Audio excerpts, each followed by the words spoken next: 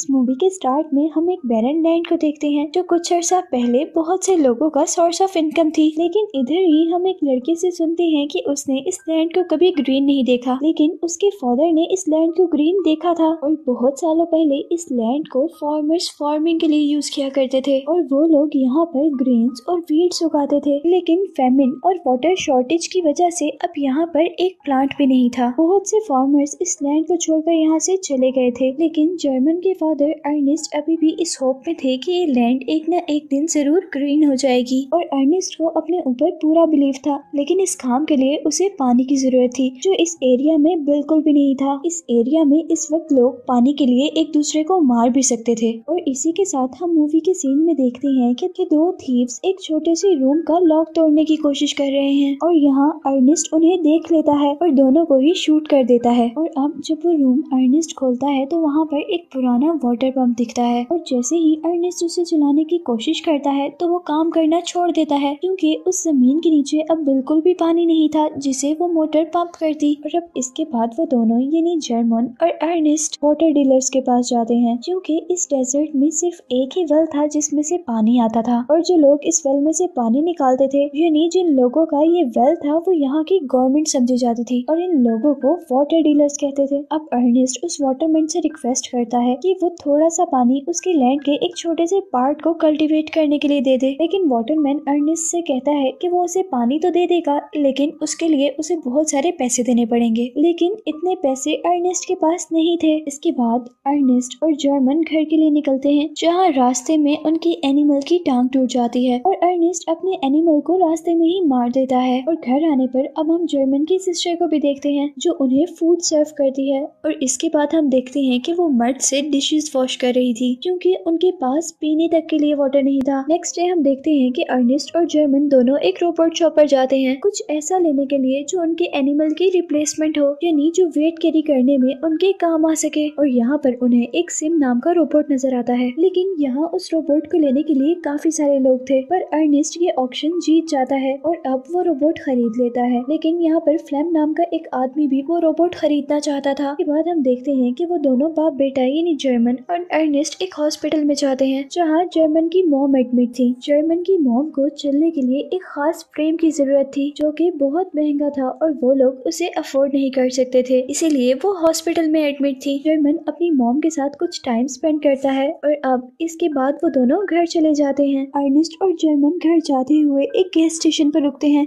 जहाँ अर्नेस्ट अपनी प्यास बुझाने के लिए पेट्रोल पीता है और यहीं पर उन्हें एक कपल मिलता है जो उनसे पानी मांग रहा था और साथ ही वो अर्नेस्ट से रिक्वेस्ट करता है कि वो उनका बेबी ले ले। वो अपने बेबी को सेल करना चाहते थे क्योंकि उनके पास इतने सोर्स नहीं थे कि वो अपने बेबी की टेक केयर कर सके। यहाँ अर्नेस्ट उसे एडवाइस करता है कि तुम अपने बेबी को सेल ना करो और वो उसे कहता है कि मैं तुम्हारी पानी से हेल्प कर दूंगा। और यहाँ ये लड़का अर्नेस्ट को उसकी बेटी के सीक्रेट रिलेशन के बारे में भी बताता है और फिर अर्नेस्ट घर जाने पर अपनी बेटी से सब कुछ पूछता है और वो लड़की सब कुछ मान जाती है और वो अपने फादर को कहती है कि आप मेरे फ्रीडम को खत्म नहीं कर सकते, मैं आपसे नफरत करती हूँ। और इस बात पर अर्नेस्ट को बहुत ज्यादा गुस्सा आ जाता है और वो उस लड़की को रूम में लॉक कर देता है। इवन वो उसके रूम की विंडोज को भी सील कर देता है। एक दिन अर्नेस्ट और जर्मन देखते हैं कि उनका रोबोट वहाँ पर नहीं है, किसी ने उनका रोबोट चुरा लिया था। अर्नेस्ट को लगता है कि उसका रोबोट फ्लैम ने चुराया है जो उस रोबोट को पहले से खरीदना चाहता था। दूसरी तरफ अर्नेस्ट को वाटरमैन पकड़ लेते हैं क्योंकि उनको लगा था कि अर्नेस्ट ने उनकी वाटर सप्लाईज चुराई हैं। जहाँ वाटरमैन उसे एक जोर का पंच करता है जिससे वो नीचे गिरता है और बेहोश हो जाता है। और अब जब अर्नेस्ट को होश आता है तो तब रात हो चुकी थी। अर्नेस्ट वाटरमैन को बताता है कि उसने पानी नहीं चुराया, लेकिन वाटरमैन उसकी बात ना मानते हुए उसकी पिटाई शुरू कर देता है और यहाँ दोनों में फाइट होती है और आखिर अर्नेस्ट अपनी राइफल लेने में कामयाब हो जाता है।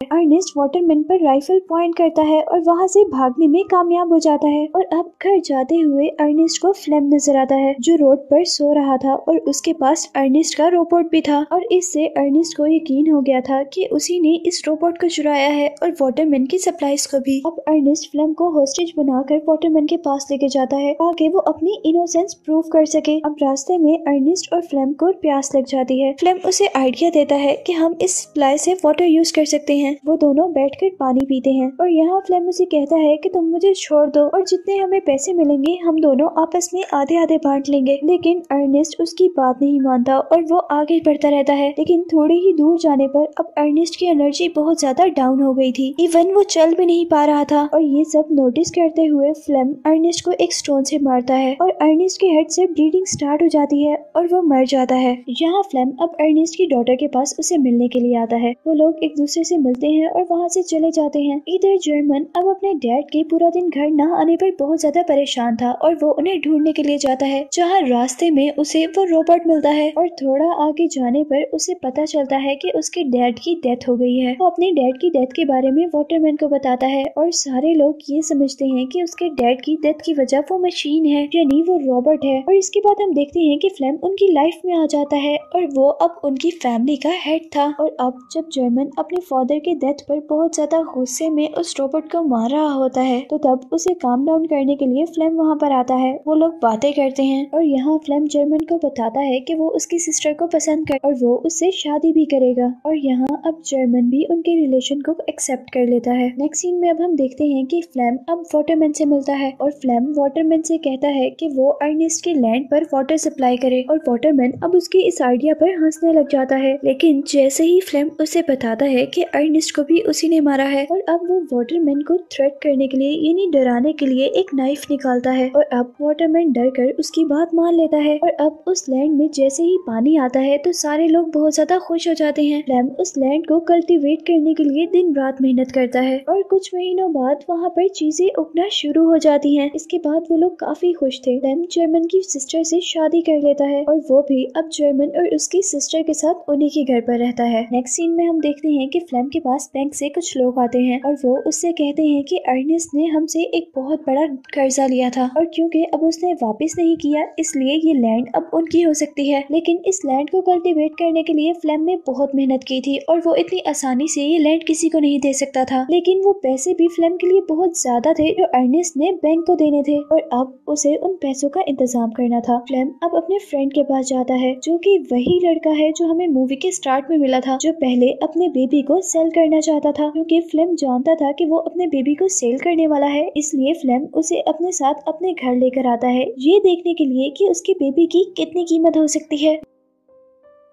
लेकिन यहाँ पर फ्लेम को पता चलता है कि वो लड़का अपने बेबी की डील पहले से ही कर चुका है और अब जैसे ही वो लोग उस बेबी को लेने के लिए आते हैं तो फ्लेम अपने फ्रेंड को शूट कर देता है और वो उस बेबी के पैसे रख लेता है। और इसी दौरान जब फ्लेम शूट कर रहा होता है तो एक बुलेट उस रोबोट को भी लग जाती है जिसकी वजह से उस रोबोट में कुछ डिफॉल्ट आ जाता है और उसका ऑटोमेटिक सिस्टम ऑन हो जाता है और इस वजह से वो रोबोट अपने मैन्युफैक्चर हाउस में चला जाता है। नेक्स्ट डे फ्लेम वो पैसे बैंक को दे देता है जो पैसे उसने उस बेबी को बेच कर लिए थे और यहाँ जेरोम को लग रहा था कि फ्लेम ने उस रोबोट को बेच दिया है और उससे मिलने वाले पैसे बैंक को दिए हैं, इसलिए किसी को शक भी नहीं था कि फ्लेम ने मर्डर किया है। और अब दूसरे सीन में हमें दिखाया जाता है कि वो रोबोट बॉर्डर के पास अपनी मैन्युफैक्चरिंग कंपनी में चला गया है और अब उस मैन्युफैक्चरिंग कंपनी का जेरोम के पास फोन आता है और वो उसे इन्फॉर्म करते हैं कि रोबोट उन तक पहुँच गया है। ये सुनते ही जेरोम बहुत ज्यादा हैरान होता है क्योंकि उसे फिल्म ने बताया था कि वो रोबोट तो उसने बेच दिया है। और फिर जेरोम उसी दिन फ्लेम से उसके बारे में पूछता है कि क्या तुमने रोबोट बेच दिया। लेकिन इस बात पर फ्लेम को बहुत ज्यादा गुस्सा आ जाता है। फ्लेम के गुस्से को नोटिस कर जेरोम एक मिनट के लिए खामोश हो जाता है और फिर वो उनसे कहता है कि मैं शाम में अपनी मॉम से मिलने के लिए जा रहा हूँ। लेकिन असल में उसका प्लान कुछ और ही था। वो उस मैन्युफैक्चर सेल में जाने के लिए बॉर्डर क्रॉस करना चाहता था। बॉर्डर पर पहुँचने तक फौजी उसे बॉर्डर क्रॉस नहीं करने देते क्योंकि वो इस काम के लिए बहुत छोटा था। लेकिन यहीं पर उसे एक लड़की मिलती है जो उसे कहती है कि मैं तुम्हें बॉर्डर क्रॉस करवा सकती हूँ और वो लड़की उसे एक चिकन वैन में बिठाती है और फिर बॉर्डर क्रॉस करने के बाद वो दोनों दोबारा मिलते हैं। इस मैन्युफैक्चरिंग सेल में पहुंचने पर उसे उस रोबोट के सारे फंक्शंस दिखाए जाते हैं जिसमें एक फंक्शन सीसीटीवी फुटेज भी था। जिस फुटेज को देखते हुए जेरोम को पता चलता है कि उसके फादर की डेथ कैसे हुई थी, यानी अब जेरोम ये जान गया था कि उसे फ्लेम ने मारा है। वीडियो देखते हुए वो बहुत ज्यादा इमोशनल हो जाता है। अब शाम में वो घर जाता है लेकिन फ्लेम से इस बारे में कोई बात नहीं करता। अब नेक्स्ट सीन में हम देखते हैं कि जेरोम और फ्लेम शिकार के लिए जाते हैं, जिसके बाद जेरोम अपने फादर की राइफल अपने बेड के नीचे छुपा देता है और खाने के टेबल पर फ्लेम से कहता है कि तुम्हें रॉबी बुला रहा था, यानी वो लड़का जिसे फ्लेम ने मारा था। फ्लेम एक मिनट के लिए हैरान होता है कि रॉबी उसे कैसे बुला सकता है जबकि वो तो मर गया है। और फिर नेक्स्ट डे फ्लेम को एक लेटर रिसीव होता है जो जेरोम ने ही रॉबी के नाम से फ्लेम को लिखा था, जहाँ रॉबी उसे एक स्पेसिफिक जगह पर बुला रहा था। फ्लेम अभी भी कंफ्यूज था, लेकिन वो अब वहाँ जाने का डिसाइड करता है, ये देखने के लिए कि क्या रॉबी अभी तक जिंदा है। और फिर वो अपनी वाइफ से मिलने के बाद उस जगह पे चला जाता है जहाँ पर रॉबी ने उसे बुलाया था। और वहाँ जाने पर वो जोर जोर से रॉबी को आवाज देता है, पर अचानक एक गड्ढे में गिर जाता है और गिरते हुए उसकी दोनों टांगे टूट जाती हैं। और यहाँ अब उसके सामने जेरोम आता है। फ्लेम उसे मदद के लिए बुलाता है, लेकिन जेरोम उसे शूट कर देता है। और यहाँ मरते हुए फ्लेम को एहसास होता है कि जेरोम सब जान गया है और वो जेरोम से कहता है कि ये सब एक एक्सीडेंट था। और फिर 2 दिन बाद जेरोम घर आता है, जहाँ पर जेरोम की सिस्टर अभी भी अपने हस्बैंड का वेट कर रही थी, लेकिन जेरोम उसे ऐसा फील करवाता है कि उसे उनके बारे में कुछ भी नहीं पता। वो अपनी सिस्टर से कहता है कि उसे अपने हस्बैंड का थोड़ा और इंतजार करना चाहिए। यहीं पर वो लड़की उससे कहती है कि अब हम अपनी मॉम को घर ला सकते हैं, क्योंकि अब हमारे पास इतने पैसे हैं कि अब हम उनका वो एक्सपेंसिव फ्रेम अफोर्ड कर सकते हैं। मूवी के लास्ट सीन में हम देखते हैं कि जेरोम ने उस रोबोट की सारी मेमोरी डिलीट कर दी थी ताकि कोई भी ये सच ना जान सके, और इसी को दिखाते हुए ये मूवी एंड हो जाती